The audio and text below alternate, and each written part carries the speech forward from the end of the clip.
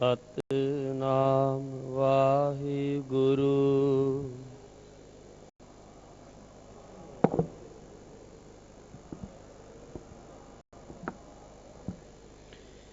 ਸਤਿਨਾਮ ਸ੍ਰੀ ਵਾਹਿਗੁਰੂ ਸਾਹਿਬ ਜੀ। ਸ਼ਲੋਕ ਮਹਲਾ ਪੰਜਵਾ। ਆਦ ਮਦ ਅਰ ਅੰਤ ਪਰਮੇਸ਼ਰ ਰਖਿਆ। ਸਤਿਗੁਰ ਦਿੱਤਾ ਹਰ ਨਾਮ ਅੰਮ੍ਰਿਤ ਚਖਿਆ। ਆਦ ਮਦ ਅਰ ਅੰਤ ਪਰਮੇਸ਼ਰ ਰਖਿਆ।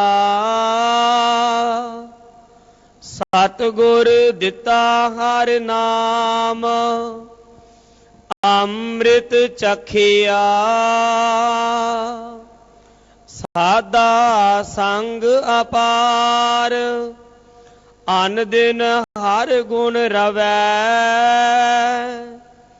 ਪਾਏ ਮਨੋਰਥ ਸਭ ਜੋਨੀ ਨਹਿ ਭਵੈ। ਸਭ ਕਿਛ ਕਰਤੇ ਹੱਥ ਕਾਰਨ ਜੋ ਕਰੈ। ਨਾਨਕ ਮੰਗੈ ਦਾਨ ਸੰਤਾਂ ਧੂਰ ਤਰੈ। ਸਭ ਕਿਛ ਕਰਤੇ ਹੱਥ ਕਾਰਨ ਜੋ ਕਰੈ। ਨਾਨਕ ਮੰਗੈ ਦਾਨ ਸੰਤਾਂ ਧੂਰ ਤਰੈ। ਵਾਹਿਗੁਰੂ ਜੀ ਕਾ ਖਾਲਸਾ ਵਾਹਿਗੁਰੂ ਜੀ ਕੀ ਫਤਿਹ।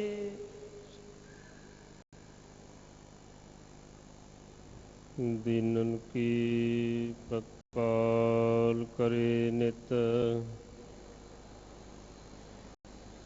ਸੰਤ ਬਾਰਗਨੀ ਮਨ ਗਾਰੈ।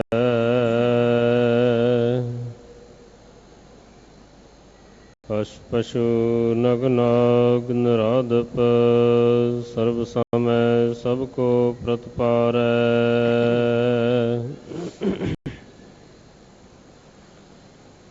ਭੂਖਤ ਹੈ ਜਲ ਮੈਂ ਥਲ ਮੈਂ ਕਲ ਮੈਂ ਕਲ ਕੇ ਨਹੀਂ ਕਰਮ ਵਿਚਾਰੈ।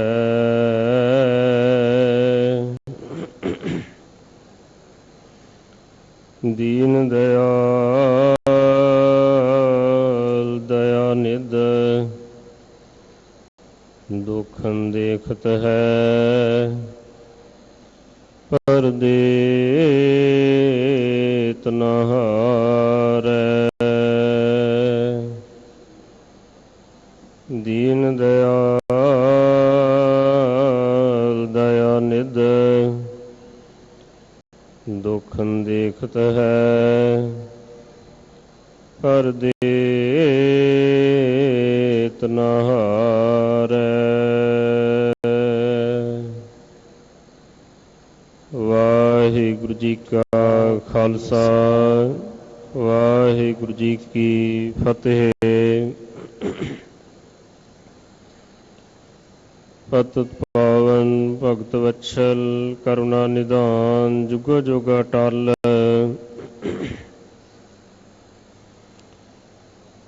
ਗਰੀਬ ਨਿਵਾਜ ਧੰਨ ਧੰਨ ਸਤਿਗੁਰੂ ਸ੍ਰੀ ਗੁਰੂ ਗ੍ਰੰਥ ਸਾਹਿਬ ਜੀ ਦੀ ਪਾਵਨ ਪਵਿੱਤਰ ਹਜ਼ੂਰੀ ਵਿੱਚ ਬਿਰਾਜਮਾਨ ਸਮੂਹ ਗੁਰੂ ਰੂਪ ਪਿਆਰੀ ਸਾਧ ਸੰਗਤ ਜੀਓ।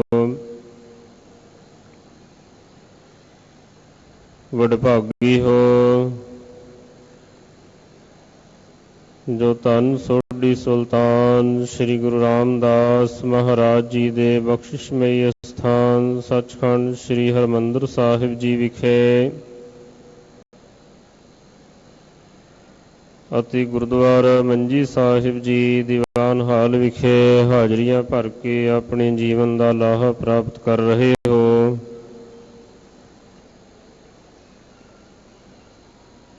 ਗੁਰੂ ਪਿਆਰੀ ਸਾਧ ਸੰਗਤ ਜੀ, ਸਭ ਤੋਂ ਪਹਿਲੇ ਅੱਜ ਦੂਸਰੀ ਪਾਤਸ਼ਾਹੀ ਧੰਨ ਧੰਨ ਸ੍ਰੀ ਗੁਰੂ ਅੰਗਦ ਦੇਵ ਮਹਾਰਾਜ ਜੀ ਦੇ ਗੁਰਤਾ ਗੱਦੀ ਤੇ ਬਿਰਾਜਮਾਨ ਹੋਣ ਦੀ ਸਮੂਹ ਸੰਗਤਾਂ ਨੂੰ ਕੋਟਾਨ ਕੋਟ ਵਧਾਈ ਹੋਵੇ ਜੀ। ਜਿਨ੍ਹਾਂ ਦੀ ਮਹਿਮਾ ਭੱਟ ਸਾਹਿਬਾਨਾਂ ਨੇ ਕੀਤੀ ਹੈ।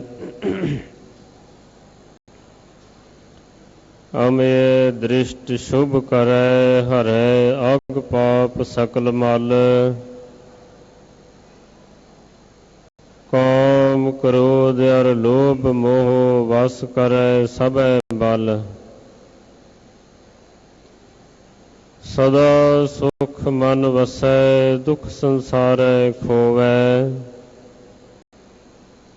ਗੁਰ ਨਵਨਿਧ ਦਰਿਆਓ ਜਨਮ ਹਮ ਕਾਲਖ ਧੋਵੈ। ਸੁਕਹੁ ਟਲ ਗੁਰ ਸੇਵੀਐ ਅਹਨਿਸ ਸਹਿਜ ਸੁਭਾਏ। ਦਰਸ਼ਨ ਪਰਸੈ ਗੁਰੂ ਕੈ ਜਨਮ ਮਰਨ ਦੁਖ ਜਾਏ।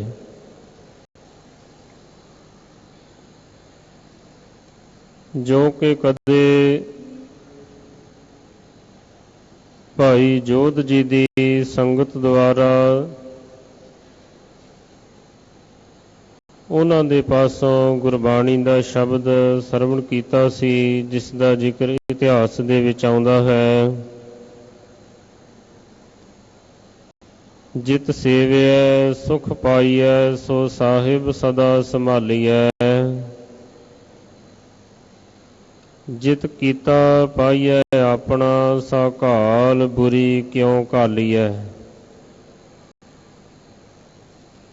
ਮੰਦਾ ਮੂਲ ਨ ਕੀਚਈ ਦੇ ਲੰਮੀ ਨਦਰ ਨਿਹਾਲੀਐ।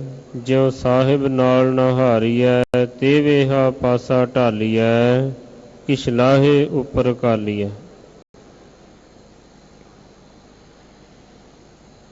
ਭਾਵੇਂ ਕਿ ਆਪਣੇ ਜੀਵਨ ਕਾਲ ਦੇ ਵਿੱਚ ਪਹਿਲੇ ਦੇਵੀ ਦੀ ਯਾਤਰਾ ਕਰਨ ਵਾਸਤੇ ਜਾਇਆ ਕਰਦੇ ਸਨ, ਮਨ ਦੇ ਵਿੱਚ ਇਹ ਠਾਣ ਲਿਆ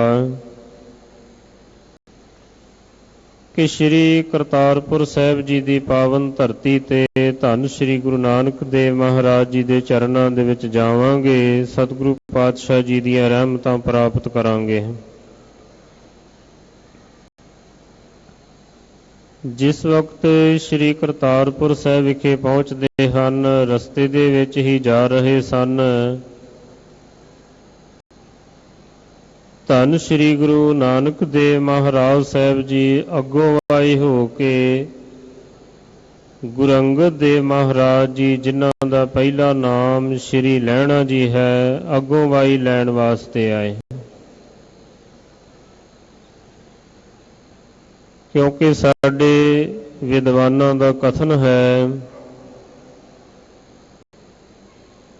ਕਿ ਜਿੱਥੇ ਪੂਰਨ ਗੁਰੂ ਦਾ ਮਿਲਣਾ ਬੜਾ ਕਠਿਨ ਹੋਇਆ ਕਰਦਾ ਹੈ, ਦੁਰਲਭ ਹੋਇਆ ਕਰਦਾ ਹੈ, ਉੱਥੇ ਪੂਰਨ ਅਧਿਕਾਰੀ ਦਾ ਮਿਲਣਾ ਵੀ ਕੋਈ ਸੌਖੀ ਗੱਲ ਨਹੀਂ ਹੋਇਆ ਕਰਦੀ।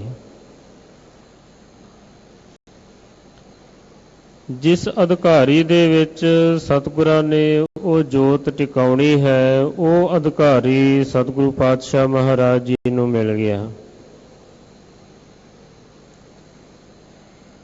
ਸ਼੍ਰੀ ਲਹਿਣਾ ਜੀ ਘੋੜੀ ਦੇ ਉੱਪਰ ਸਵਾਰ ਹੋ ਕੇ ਚੱਲਦੇ ਰਹੇ, ਸਤਿਗੁਰੂ ਪਾਤਸ਼ਾਹ ਮਹਾਰਾਜ ਗੁਰੂ ਨਾਨਕ ਸਾਹਿਬ ਜੀ ਪੈਦਲ ਚੱਲਦੇ ਰਹੇ। ਜਦ ਗੱਲ ਖੁੱਲੀ ਫਿਰ ਪਤਾ ਚੱਲਿਆ ਵੀ ਇਹੀ ਪਰਮੇਸ਼ਰ ਰੂਪ ਧੰਨ ਸ਼੍ਰੀ ਗੁਰੂ ਨਾਨਕ ਦੇਵ ਮਹਾਰਾਜ ਸਾਹਿਬ ਜੀ ਹਨ। ਮਨ ਦੇ ਵਿੱਚ ਬੜੀ ਸ਼ਰਮ ਕੀਤੀ। ਸਤਿਗੁਰੂ ਜੀ ਆਖਣ ਲੱਗੇ, ਪੁਰਖਾ ਨਾਮ ਕੀ ਹੈ? ਆਖਣ ਲੱਗੇ ਨਾਮ ਹੈ ਲਹਿਣਾ। ਸਤਿਗੁਰੂ ਜੀ ਆਖਣ ਲੱਗੇ ਤੁਸੀਂ ਲੈਣਾ ਹੈ, ਅਸੀਂ ਤੁਹਾਨੂੰ ਦੇਣਾ ਹੈ। ਕੁਝ ਸਮਾਂ ਸਤਿਗੁਰਾਂ ਦੇ ਚਰਨਾਂ ਦੇ ਵਿੱਚ ਟਿਕ ਕੇ ਫਿਰ ਸਤਿਗੁਰਾਂ ਦੇ ਹੁਕਮ ਦੇ ਵਿੱਚ ਖਡੂਰ ਸਾਹਿਬ ਵਿਖੇ ਆ ਜਾਂਦੇ ਹਨ। ਉਪਰੰਤ ਫਿਰ ਸ੍ਰੀ ਕਰਤਾਰਪੁਰ ਸਾਹਿਬ ਵਿਖੇ ਜਦ ਸਤਿਗੁਰਾਂ ਦੇ ਪਾਸ ਜਾਂਦੇ ਹਨ ਤਾਂ ਇਤਿਹਾਸ ਦੇ ਵਿੱਚ ਜ਼ਿਕਰ ਆਉਂਦਾ ਹੈ ਕਿ ਸੱਚੀ ਸਰਕਾਰ ਸ੍ਰੀ ਗੁਰੂ ਨਾਨਕ ਦੇਵ ਮਹਾਰਾਜ ਸਾਹਿਬ ਜੀ ਖੇਤਾਂ ਦੇ ਵਿੱਚ ਕੰਮ ਕਰਵਾ ਰਹੇ ਸਨ। ਝੋਨੇ ਦੇ ਵਿੱਚੋਂ ਨਦੀਨ ਕਢਾ ਰਹੇ ਸਨ। ਉੱਥੇ ਹੀ ਧੰਨ ਸ੍ਰੀ ਗੁਰੂ ਅੰਗਦ ਦੇਵ ਮਹਾਰਾਜ ਸਾਹਿਬ ਜੀ ਪਹੁੰਚ ਜਾਂਦੇ ਹਨ। ਜੋ ਨਦੀਨ ਕੱਢਿਆ ਹੋਇਆ ਸੀ ਉਸ ਦੀ ਪੰਡ ਬਣਾ ਕੇ ਸ੍ਰੀ ਲਹਿਣਾ ਧੰਨ ਸ੍ਰੀ ਗੁਰੂ ਅੰਗਦ ਦੇਵ ਮਹਾਰਾਜ ਜੀ ਦੇ ਸੀਸ ਦੇ ਉੱਪਰ ਚੁਕਾ ਦਿੱਤੀ। ਘਰ ਲਿਆਂਦਾ ਗਿਆ। ਮਾਤਾ ਸੁਲੱਖਣੀ ਜੀ ਨੇ ਮਨ ਦੇ ਵਿੱਚ ਵਿਚਾਰ ਕੀਤੀ, ਬੇਨਤੀ ਕੀਤੀ ਵੀ ਸੇਵਕ ਨੇ ਨਵੇਂ ਬਸਤਰ ਪਾਏ ਹੋਏ ਸਨ, ਇਹਨਾਂ ਦੇ ਬਸਤਰਾਂ ਦੇ ਉੱਪਰ ਇਹ ਛਿੱਟੇ ਪੈ ਗਏ ਹਨ ਚਿੱਕੜ ਦੇ। ਸਤਿਗੁਰੂ ਜੀ ਆਖਣ ਲੱਗੇ ਇਹ ਚਿੱਕੜ ਦੇ ਛਿੱਟੇ ਨਹੀਂ, ਇਹ ਕੇਸਰ ਦੇ ਛਿੱਟੇ ਹਨ। ਜਰਾ ਧਿਆਨ ਨਾਲ ਦੇਖੋ ਤਾਂ ਇਤਿਹਾਸਕਾਰਾਂ ਨੇ ਦੱਸਿਆ ਹੈ ਕਿ ਜਦ ਮਾਤਾ ਸੁਲੱਖਣੀ ਜੀ ਨੇ ਦੁਬਾਰਾ ਦੇਖਿਆ ਤਾਂ ਵਾਕਿਆ ਹੀ ਉਹ ਚਿੱਕੜ ਦੇ ਛਿੱਟੇ ਨਹੀਂ ਸਨ, ਉਹ ਕੇਸਰ ਦੇ ਛਿੱਟੇ ਸਨ। ਬਹੁਤ ਸਾਰੀਆਂ ਪਰਖਾਂ ਕੀਤੀਆਂ ਗਈਆਂ।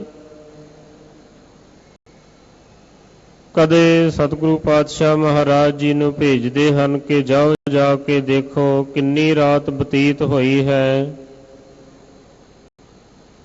ਸਾਰੇ ਸੇਵਕ ਆਪਣੀ ਆਪਣੀ ਮੱਤ ਦੇ ਹਿਸਾਬ ਦੇ ਨਾਲ ਜਵਾਬ ਦਿੰਦੇ ਹਨ। ਧੰਨ ਸ੍ਰੀ ਗੁਰੂ ਅੰਗਦ ਦੇਵ ਮਹਾਰਾਜ ਸਾਹਿਬ ਜੀ ਆਖਣ ਲੱਗੇ ਕਿ ਦਾਤਾ ਜੀ ਜਿੰਨਾ ਤੁਸਾਂ ਬਤੀਤ ਕੀਤੀ ਹੈ ਓਨੀ ਹੋ ਗਈ ਹੈ, ਜਿੰਨੀ ਤੁਸਾਂ ਰੱਖ ਲਈ ਹੈ ਓਨੀ ਰਹਿੰਦੀ ਹੈ।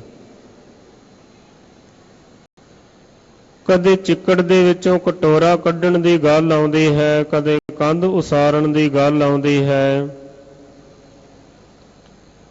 ਕਬੀਰ ਕਸੌਟੀ RAM ਕੀ ਝੂਠਾ ਟਿਕੈ ਨਾ ਕੋਏ, RAM ਕਸੌਟੀ ਸੋ ਸਹੈ ਜੋ ਮਰ ਜੀਵਾ ਹੋਏ। ਹਰ ਕਸਵੱਟੀ ਦੇ ਉੱਪਰ ਧੰਨ ਸ੍ਰੀ ਗੁਰੂ ਅੰਗਦ ਦੇਵ ਮਹਾਰਾਜ ਸਾਹਿਬ ਜੀ ਖਰੇ ਉਤਰੇ ਹਨ। ਆਖਰ ਜਿਸ ਵਕਤ ਧੰਨ ਸ੍ਰੀ ਗੁਰੂ ਨਾਨਕ ਦੇਵ ਮਹਾਰਾਜ ਸਾਹਿਬ ਜੀ ਨੇ ਧਾਨਕ ਦਾ ਰੂਪ ਧਾਰਨ ਕੀਤਾ, ਇਤਿਹਾਸਕਾਰਾਂ ਨੇ ਜ਼ਿਕਰ ਕੀਤਾ ਹੈ ਕਿ ਕੁਝ ਸੇਵਕ ਸਤਿਗੁਰੂ ਜੀ ਦੇ ਪਿੱਛੇ ਪਿੱਛੇ ਜਾ ਰਹੇ ਸਨ। ਕਹਿੰਦੇ ਸਤਿਗੁਰੂ ਜੀ ਨੇ ਪਹਿਲੇ ਸੋਨੇ ਦੀਆਂ ਮੋਹਰਾਂ ਸੁੱਟੀਆਂ। ਕੁਝ ਸ਼ਰਧਾਲੂ ਸੋਨੇ ਦੀਆਂ ਮੋਹਰਾਂ ਲੈ ਕੇ ਪਿੱਛੇ ਹਟ ਗਏ। ਫਿਰ ਸਤਿਗੁਰਾਂ ਨੇ ਚਾਂਦੀ ਦੇ ਰੁਪਈਏ ਸੁੱਟੇ। ਫਿਰ ਕੁਝ ਚਾਂਦੀ ਦੇ ਲੈ ਕੇ ਪਿੱਛੇ ਹਟ ਗਏ। ਫਿਰ ਦੂਸਰੇ ਰੁਪਈਏ ਸੁੱਟੇ, ਕੁਝ ਉਹ ਲੈ ਕੇ ਪਿੱਛੇ ਹਟ ਗਏ। ਫਿਰ ਸਤਿਗੁਰੂ ਪਾਤਸ਼ਾਹ ਮਹਾਰਾਜ ਸਾਹਿਬ ਜੀ ਨੇੜੇ ਜਾਣ ਵਾਲੇ ਨੂੰ ਇੱਕ ਕੁਤਕਾ ਵੀ ਲਗਾਉਂਦੇ ਹਨ, ਸੋਟਾ ਵੀ ਮਾਰਦੇ ਹਨ, ਕੁਝ ਹੋਰ ਨਾ ਸਹਾਰ ਸਕੇ। ਕਿਉਂਕਿ ਸਤਿਗੁਰਾਂ ਨੇ ਗੁਰਬਾਣੀ ਦੇ ਅੰਦਰ ਇੱਕ ਸ਼ਬਦ ਦੇ ਵਿੱਚ ਐਸਾ ਕੁਝ ਦੱਸਿਆ ਵੀ ਹੈ, ਏਕ ਸਵਾਨ ਦੋਏ ਸਵਾਨੀ ਨਾਲ, ਭਲਕੇ ਭੌਂਕੇ ਸਦਾ ਬਿਆਲ, ਕੂੜ ਸ਼ੁਰਾ ਮੁੱਠਾ ਮੁਰਦਾਰ, ਧਾਨਕ ਰੂਪ ਰਹਾ ਕਰਤਾਰ।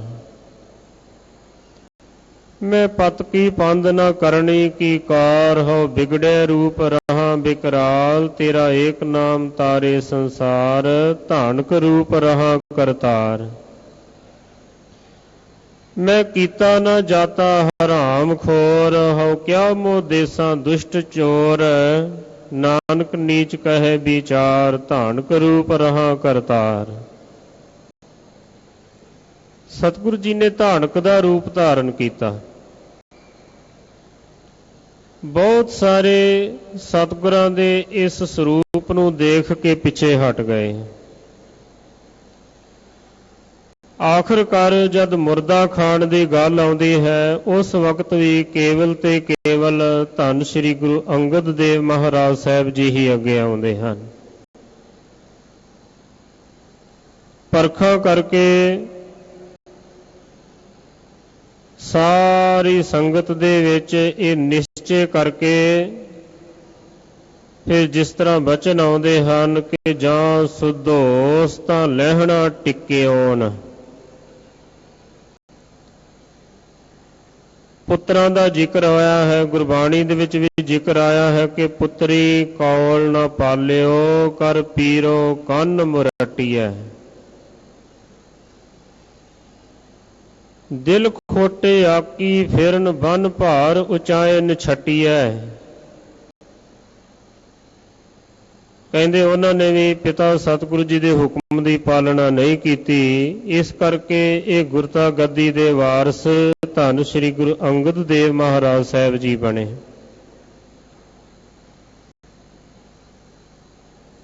ਜਿਨ੍ਹਾਂ ਦੇ ਅੱਗੇ ਸਾਰਾ ਜਗਤ ਝੁਕ ਗਿਆ, ਧੰਨ ਸ੍ਰੀ ਗੁਰੂ ਨਾਨਕ ਦੇਵ ਮਹਾਰਾਜ ਸਾਹਿਬ ਜੀ ਨੇ ਸਾਰੇ ਜਗਤ ਨੂੰ ਝੁਕਾਇਆ। ਉਹ ਸਾਧ ਸੰਗਤ ਜੀ ਭਾਗਾਂ ਵਾਲੇ ਧੰਨ ਸ੍ਰੀ ਗੁਰੂ ਅੰਗਦ ਦੇਵ ਮਹਾਰਾਜ ਜੀ ਦੇ ਚਰਨਾਂ ਦੇ ਵਿੱਚ ਐਸੇ ਸਤਿਗੁਰੂ ਪਾਤਸ਼ਾਹ ਮਹਾਰਾਜ ਜੀ ਨੇ ਆਪਣਾ ਮਸਤਕ ਰੱਖ ਦਿੱਤਾ, ਮੱਥਾ ਟੇਕ ਦਿੱਤਾ। ਉਹ ਪਾਵਨ ਪਵਿੱਤਰ ਦਿਹਾੜਾ ਹੈ ਅੱਜ, ਜਦ ਧੰਨ ਸ੍ਰੀ ਗੁਰੂ ਅੰਗਦ ਦੇਵ ਮਹਾਰਾਜ ਸਾਹਿਬ ਜੀ ਗੁਰਤਾ ਗੱਦੀ ਦੇ ਉੱਪਰ ਬਿਰਾਜਮਾਨ ਹੋਏ। ਫਿਰ ਸਤਿਗੁਰਾਂ ਦੇ ਹੁਕਮ ਦੇ ਵਿੱਚ ਕਰਤਾਰਪੁਰ ਸਾਹਿਬ ਜੀ ਨੂੰ ਛੱਡ ਕੇ ਖਡੂਰ ਸਾਹਿਬ ਵਿਖੇ ਪਹੁੰਚ ਜਾਂਦੇ ਹਨ, ਜਿੱਥੇ ਕੁਝ ਸਮਾਂ ਸਤਿਗੁਰੂ ਪਾਤਸ਼ਾਹ ਜੀ ਗੁਪਤਵਾਸ ਰਹਿੰਦੇ ਹਨ। ਦਿੱਤਾ ਛੋੜ ਕਰਤਾਰਪੁਰ, ਬੈਠ ਖਡੂਰੇ ਜੋਤ ਜਗਾਈ। ਫੇਰ ਵਸਾਇਆ ਫੇਰ ਆਣ ਸਤਿਗੁਰ ਖਾਡੂਰ, ਜਪ ਤਪ ਸੰਜਮ ਨਾਲ ਤੁਧ ਹੋਰ ਮੁੱਚ ਗਰੂਰ। ਲੱਭ ਵਿਨਾਹੇ ਮਾਨਸਾ ਜਿਉ ਪਾਣੀ ਬੂਰ, ਵਰੈ ਦਰਗਹਿ ਗੁਰੂ ਕੀ ਕੁਦਰਤੀ ਨੂਰ। ਜਿਤ ਸੋ ਹਾਥ ਨ ਲੱਭਈ ਤੂੰ ਉਹ ਠਰੂਰ, ਨਿੰਦਾ ਤੇਰੀ ਜੋ ਕਰੇ ਸੋ ਵੰਝੈ ਚੂਰ। ਫੇਰ ਵਸਾਇਆ ਫੇਰ ਆਣ ਸਤਿਗੁਰ ਖਾਡੂਰ।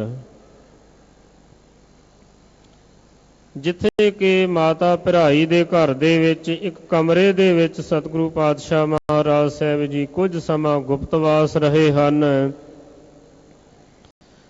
ਦਰਵਾਜ਼ੇ ਦੇ ਅੱਗੇ ਮਿੱਟੀ ਦਾ ਲੇਪ ਸਤਿਗੁਰੂ ਜੀ ਨੇ ਲਗਵਾ ਦਿੱਤਾ ਸੀ।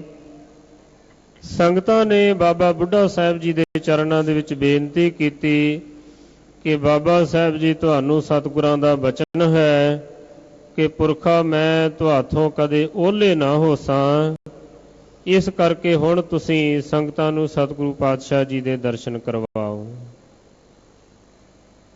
ਬ੍ਰਹਮ ਗਿਆਨੀ ਬਾਬਾ ਬੁੱਢਾ ਸਾਹਿਬ ਜੀ ਸੰਗਤਾਂ ਦੇ ਸਮੇਤ ਖਡੂਰ ਸਾਹਿਬ ਵਿਖੇ ਪਹੁੰਚਦੇ ਹਨ, ਜਿੱਥੇ ਕਿ ਮਾਤਾ ਭਰਾਈ ਜੀ ਦੇ ਦਰਸ਼ਨ ਕੀਤੇ, ਮਾਤਾ ਖੀਵੀ ਜੀ ਦੇ ਦਰਸ਼ਨ ਕੀਤੇ, ਪਰ ਕਿਸੇ ਨੇ ਵੀ ਸਤਿਗੁਰਾਂ ਦੇ ਇੱਥੇ ਹੋਣ ਦੀ ਸੂਹ ਨਹੀਂ ਦਿੱਤੀ।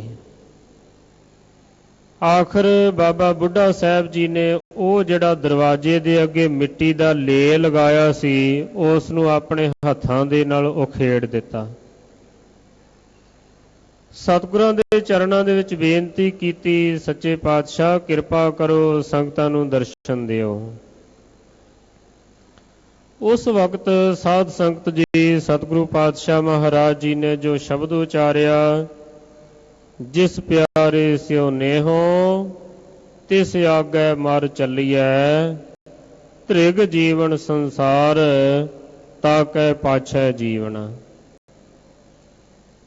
ਬਾਬਾ ਬੁੱਢਾ ਸਾਹਿਬ ਜੀ ਆਖਣ ਲੱਗੇ, ਸੱਚੇ ਪਾਤਸ਼ਾਹ ਕਿਰਪਾ ਕਰਕੇ ਸਾਨੂੰ ਉਪਦੇਸ਼ ਦਿਓ, ਸਿੱਖਿਆ ਦਿਓ। ਤੋ ਸਾਧ ਸੰਗਤ ਜੀ ਸਤਿਗੁਰੂ ਪਾਤਸ਼ਾਹ ਜੀ ਨੇ ਬਚਨ ਕੀਤੇ ਸਨ ਕਿ ਦੀਖਿਆ ਆਖ 부ਝਾਇਆ, ਸਿਫਤੀ ਸੱਚ ਸਮਿਓ, ਤਿਨ ਕੋ ਕਿਆ ਉਪਦੇਸੀਐ, ਜਿਨ ਗੁਰ ਨਾਨਕ ਦੇਓ। ਕਿ ਤੁਹਾਡੇ ਉੱਪਰ ਤਾਂ ਗੁਰੂ ਨਾਨਕ ਸਾਹਿਬ ਨੇ ਬਹੁਤ ਰਹਿਮਤ ਕੀਤੀ ਹੈ, ਬਹੁਤ ਕਿਰਪਾ ਕੀਤੀ ਹੈ, ਮਾਣ ਕੀਤਾ ਬਾਬਾ ਬੁੱਢਾ ਸਾਹਿਬ ਜੀ ਦਾ। ਔਰ ਬੇਨਤੀ ਨੂੰ ਪ੍ਰਵਾਨ ਕਰਦਿਆਂ ਹੋਇਆਂ ਆਖਰ ਮਾਤਾ ਭਿਰਾਈ ਦੇ ਘਰ ਦੇ ਵਿੱਚ ਹੀ ਪਹਿਲੇ ਦੀਵਾਨ ਸਜਾਏ, ਸਿੱਖ ਸੰਗਤਾਂ ਨੇ ਦਰਸ਼ਨ ਦਿਦਾਰੇ ਕੀਤੇ, ਉਪਦੇਸ਼ ਸੁਣਿਆ, ਆਨੰਦ ਮਾਣਿਆ। ਉਹ ਪਾਵਨ ਪਵਿੱਤਰ ਦਿਹਾੜਾ ਹੈ ਗੁਰਤਾ ਗੱਦੀ ਤੇ ਬਿਰਾਜਮਾਨ ਹੋਣ ਦਾ। ਸਮੂਹ ਸੰਗਤਾਂ ਨੂੰ ਕੋਟਾਨ ਕੋਟ ਵਧਾਈ ਹੋਵੇ। ਆਓ ਹੁਣ ਜਿਸ ਤਰ੍ਹਾਂ ਗੂਜਰੀ ਦੀ ਵਾਰ ਦੇ ਵਿੱਚ 20ਵੀਂ ਪੌੜੀ ਦੇ ਵਿੱਚ ਧੰਨ ਸ੍ਰੀ ਗੁਰੂ ਅਰਜਨ ਦੇਵ ਮਹਾਰਾਜ ਸਾਹਿਬ ਜੀ ਲੜੀਵਾਰ ਸਾਨੂੰ ਸਿੱਖਿਆ ਦੇ ਰਹੇ ਹਨ, ਸਮਝਾ ਰਹੇ ਹਨ। ਪਿਆਰ, ਸਤਿਕਾਰ, ਸ਼ਰਧਾ ਭਾਵਨਾ ਦੇ ਨਾਲ ਆਪਣੀਆਂ ਮਨ ਬਿਰਤੀਆਂ ਨੂੰ ਇਕਾਗਰ ਕਰਕੇ ਸਰਵਣ ਕਰਦਿਆਂ ਹੋਇਆਂ ਇੱਕ ਵਾਰੀ ਸਾਰੀ ਸੰਗਤ ਮਿਲ ਕੇ ਜਪੀਏ ਜੀ, ਸਤਿਨਾਮ ਸ੍ਰੀ ਵਾਹਿਗੁਰੂ ਜੀ। ਸਤਿਨਾਮ ਸ੍ਰੀ ਵਾਹਿਗੁਰੂ ਸਾਹਿਬ ਜੀ। ਸਲੋਕ ਮਹਲਾ ਪੰਜਵਾ। ਆਦ ਮਦ ਅਰ ਅੰਤ ਪਰਮੇਸ਼ਰ ਰੱਖਿਆ। ਸ਼ਲੋਕ ਮਹੱਲਾ ਪੰਜਵਾਂ। ਸ਼ਲੋਕ ਤੋਂ ਸੰਪਰਦਾਇ ਮਹਾਂਪੁਰਸ਼ ਭਾਵ ਲੈਂਦੇ ਹਨ ਕਿ ਸਵੈ ਲੋਕ ਦੇ ਵਿੱਚ ਅਪੜਾਉਣ ਵਾਲਾ ਸ਼ਬਦ। ਜਿਸ ਸ਼ਬਦ ਨੂੰ ਪੜ੍ਹ ਕੇ, ਜਿਸ ਸ਼ਬਦ ਦੀ ਕਮਾਈ ਕਰਕੇ ਸਵੈ ਲੋਕ ਦੇ ਵਿੱਚ, ਆਪਣੇ ਲੋਕ ਦੇ ਵਿੱਚ ਚਲੇ ਜਾਈਦਾ ਹੈ। ਉਚਾਰਨ ਕਰਤਾ ਧੰਨ ਸ੍ਰੀ ਗੁਰੂ ਅਰਜਨ ਦੇਵ ਮਹਾਰਾਜ ਸਾਹਿਬ ਜੀ ਹਨ। ਆਰੰਭ ਦੇ ਵਿੱਚ ਸਤਿਗੁਰੂ ਜੀ ਫਰਮਾ ਰਹੇ ਹਨ ਕਿ ਆਦ ਮਦ ਅਰ ਅੰਤ ਪਰਮੇਸ਼ਰ ਰੱਖਿਆ। ਕਿ ਉਹ ਜੋ ਪਰਿਪੂਰਨ ਪਰਮੇਸ਼ਰ ਵਾਹਿਗੁਰੂ ਹੈ, ਉਸ ਦੇ ਜਿਹੜੇ ਪਿਆਰੇ ਹਨ, ਜਿਹੜਾ ਉਸ ਦਾ ਸੇਵਕ ਹੈ, ਉਸ ਦੀ ਆਦ ਵਿੱਚ, ਉਸ ਦੀ ਮੱਧ ਵਿੱਚ, ਉਸ ਦੀ ਅੰਤ ਦੇ ਵਿੱਚ ਪਰਮੇਸ਼ਰ ਰੱਖਿਆ ਕਰਦਾ ਹੈ। ਕਿਉਂਕਿ ਸਾਧ ਸੰਗਤ ਜੀ, ਜਿਸ ਤਰ੍ਹਾਂ ਸਰੀਰਕ ਜੀਵਨ ਨੂੰ 3 ਹਿੱਸਿਆਂ ਦੇ ਵਿੱਚ ਵੰਡਿਆ ਗਿਆ ਹੈ। ਇੱਕ ਬਚਪਨ ਦਾ ਜੀਵਨ ਹੈ, ਇੱਕ ਜਵਾਨੀ ਦਾ ਜੀਵਨ ਹੈ, ਤੀਸਰਾ ਬੁਢੇਪੇ ਦਾ ਜੀਵਨ ਹੈ। ਇਹ 3 ਅਵਸਥਾਵਾਂ ਦੇ ਵਿੱਚ ਵੀ ਉਹ ਮਾਲਕ ਵਾਹਿਗੁਰੂ ਪਰਮੇਸ਼ਰ ਸਾਰੇ ਜੀਵਾਂ ਦੀ ਪ੍ਰਤਪਾਲਨਾ ਕਰਦਾ ਹੈ।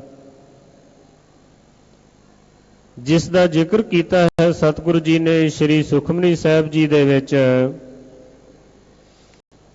ਰਮਈਆ ਕੇ ਗੁਣ ਚੇਤ ਪ੍ਰਾਨੀ, ਕਵਨ ਮੂਲ ਤੇ ਕਵਨ ਦ੍ਰਿਸ਼ਟਾਨੀ। ਜਿਨ ਤੂੰ ਸਾਜ ਸਵਾਰ ਸ਼ਿੰਗਾਰਿਆ, ਗਰਭ ਅਗਨ ਮੈਂ ਜਿਨੇ ਉਬਾਰਿਆ। ਹੁਣ ਦੱਸਦੇ ਹਨ ਕਿ ਬਾਰ ਵਿਵਸਥਾ ਤੁਝੇ ਪਿਆਰੈ ਦੂਧ। ਜਦ ਕਹਿੰਦੇ ਬਚਪਨ ਦੀ ਅਵਸਥਾ ਸੀ, ਉਸ ਵਕਤ ਹੇ ਭਾਈ ਤੈਨੂੰ ਵਾਹਿਗੁਰੂ ਜੀ ਨੇ ਮਾਤਾ ਦਾ ਦੁੱਧ ਦਿੱਤਾ। ਕੋਈ ਮਿਹਨਤ ਨਹੀਂ ਕਰਨੀ ਪੈਂਦੀ, ਕੋਈ ਮੁਸ਼ੱਕਤ ਨਹੀਂ ਕਰਨੀ ਪੈਂਦੀ, ਕੋਈ ਘਾਲਣਾ ਨਹੀਂ ਘਾਲਣੀ ਪੈਂਦੀ। ਇਹ ਜਿਹੜੀ ਖੁਰਾਕ ਹੈ ਪਰਮਾਤਮਾ ਨੇ ਆਪਣੇ ਆਪ ਦੇ ਦਿੱਤੀ। ਬਾਰ ਵਿਵਸਥਾ ਤੁਝੇ ਪਿਆਰੈ ਦੂਧ। ਫਿਰ ਸਤਿਗੁਰੂ ਜੀ ਸਮਝਾਉਂਦੇ ਹਨ, ਭਰ ਜੋਬਨ ਭੋਜਨ ਸੁਖ ਸੋਧ। ਜਦ ਜਵਾਨੀ ਦਾ ਸਮਾਂ ਆਇਆ, ਸਰੀਰ ਦੇ ਵਿੱਚ ਬਲ ਭਰ ਦਿੱਤਾ, ਦਿਮਾਗ ਦੇ ਵਿੱਚ ਬਲ ਭਰ ਦਿੱਤਾ, ਸਮਝ ਦੇ ਦਿੱਤੀ, ਚੰਗੇ ਚੰਗੇ ਭੋਜਨ ਛਕਣ ਵਾਸਤੇ ਕਿ ਹਿੰਮਤ ਕਰ, ਮਿਹਨਤ ਕਰ, ਉਦਮ ਕਰ।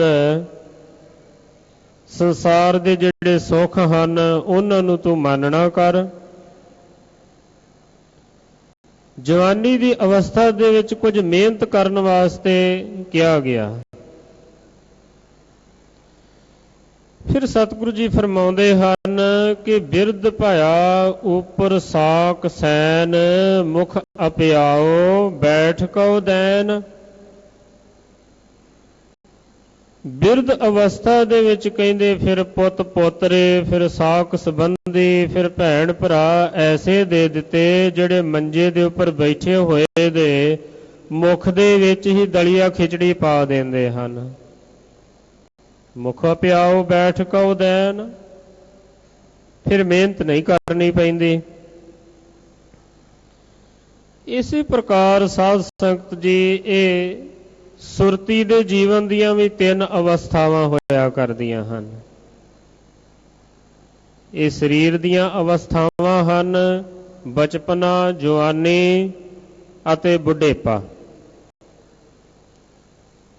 ਇਹ ਸੁਰਤੀ ਦੀਆਂ ਅਵਸਥਾਵਾਂ ਹਨ, ਆਦਿ ਦੀ ਅਵਸਥਾ, ਮੱਧ ਦੀ ਅਵਸਥਾ ਅਤੇ ਅੰਤ ਦੀ ਅਵਸਥਾ। ਆਦਿ ਦੀ ਅਵਸਥਾ ਦੇ ਵਿੱਚ